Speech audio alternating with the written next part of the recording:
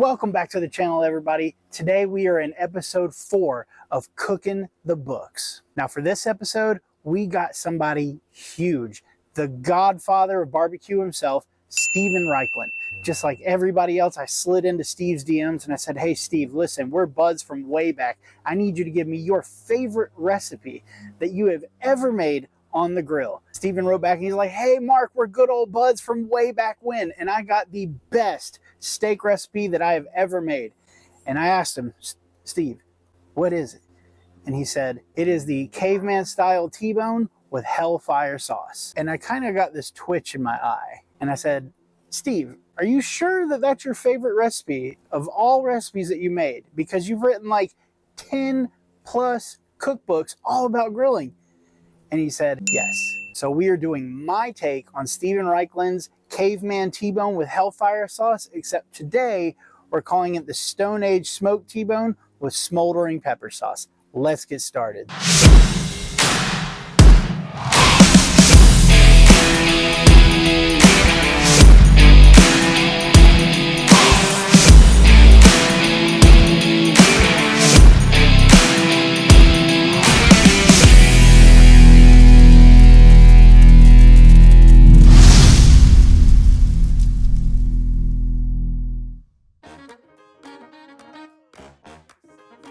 First of all, let's talk about the steak itself. I've got this T-bone. Now, you can see here that it is shaped like a T, but there is no meat over here.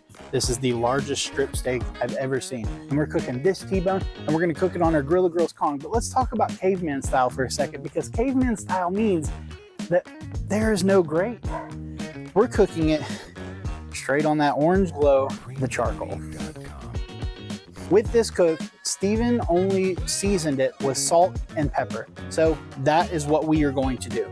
I've got these great salt and pepper grinders here, and you want to make sure that it's kind of on a coarse setting. Mine is a little bit on a finer setting. It's all right, you do you. I've got some Hawaiian sea salt going here, and then you got your fresh cracked black pepper. And we're gonna season that on there as well. We're gonna flip it over, do the same thing to the other side, then we're gonna throw it right on the charcoal. This grill has been fired up. We put some charcoal in the chimney. Most people, when they're doing this caveman style, are gonna do this with lump charcoal. We don't have any here on the grilling deck today. All I have is some all natural briquettes. It's gonna work just fine. Personally, I think that caveman style is really kind of a fad. People swear by it, some do. It was a fad a long time ago. Not many people are doing it today, but I'm always up for trying something new when it comes to barbecue. So follow me on this journey with our giant bone-in New York strip, not really a T-bone. We're gonna burp this, and then we're gonna lay it directly on the coals. We're gonna let that sit for about 2 to 3 minutes, and then we're gonna flip it, let it sit for 2 to 3 minutes, and then we're gonna continuously flip it till we hit a 125 internal temp. If you watch Steven's video or if you read about it, he talks about once the blood starts coming up, but there's no blood in this steak. Once the juices start coming up, which you can see here and here over on the bone, it's time to flip. So, let's see. We're gonna shake off dislodged any. And there we go. Now we're gonna let it cook for another 90 seconds. This thing is cooking super fast.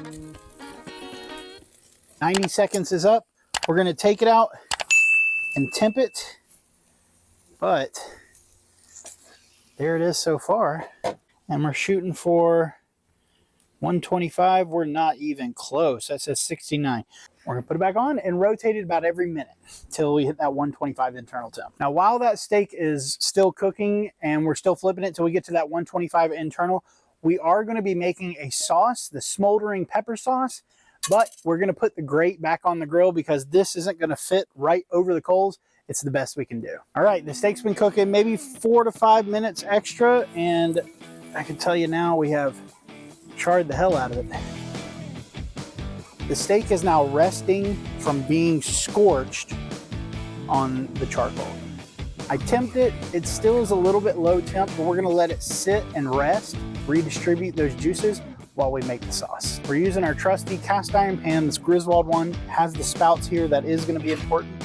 We're gonna let that come up to temp for just a few minutes, and then we're gonna start our sauce. Our sauce is only 6 ingredients, and we're gonna start with some butter. We're gonna take this butter, start melting it down so that we can saute the garlic and the red peppers. Butter's slowly melting down, so we're going to put the garlic clove in here, the finely minced garlic clove, and you wanna cook it until it's aromatic, which might be a little difficult, but that smoke and the heat are gonna infuse that and you'll be able to smell it. We're also gonna add red chili peppers. Put that in there as well. Saute those till they become brown. Let's see. I just smell heat and smoke. I don't smell any aromatics yet. So we gotta keep stirring. Next, we're gonna add some heavy cream. In Steven's recipe, he had oil, jalapeno, salt, pepper, and minced garlic, and that was it for his sauce. Now that is guaranteed to be scorching hot to deserve that Hellfire title.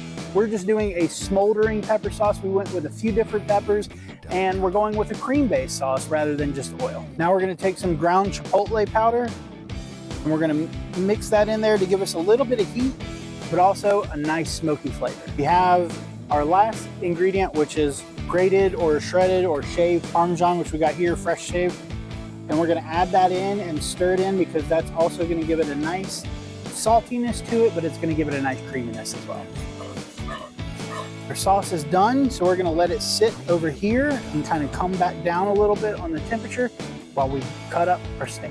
Now with a T-bone, the typical way you're gonna cut it is if you have your fillet part here, which we have this burnt nugget, we're going to cut down the bone and around here, and then we're gonna slice against the grain so that we can get a really nice presentation. Just follow the bone. Cutting against the grain. We have pink in the center. I'm pretty sure this is a little overcooked. That is quite all right. No, it's getting better. It's not bad looking.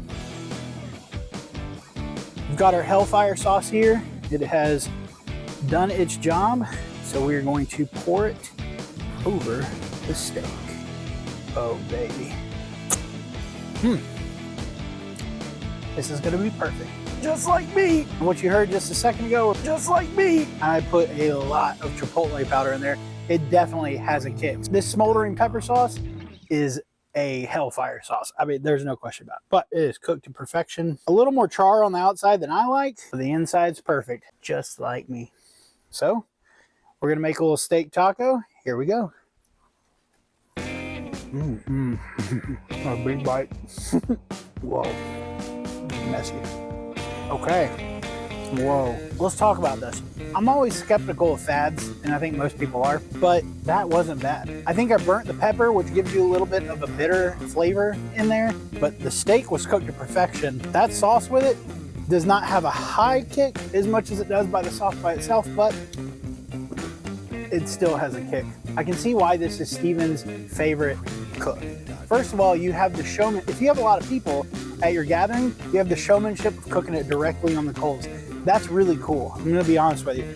The steak cooked well. All we had to do is about 90 seconds on each side to get a good char, and then we flipped it every 45 seconds or so to get even more even cooking. We let it rest for about 10 minutes while we made the sauce. It came out perfect. At about 125 when we finished temping. Definitely a lot of char, and I think that's where this loses me a little bit. I think this has a little too much char on it for my taste. This recipe, my version and Steven's version, will be on an article on my website, grillmartco.com. You can go there, check out all kinds of different stuff. I've got recipes, barbecue utensil articles. I also sell Grill Mart Co merch, and I even have grilling tools and accessories that can be shipped directly to your house. Until next time, keep those grills fired up so the flavor doesn't go down. The Kong did a great cook on this today. Even though we cooked it directly on the coals, it's a Kamado grill, it's always gonna do well. Thanks for watching. We'll see you next time. That's good.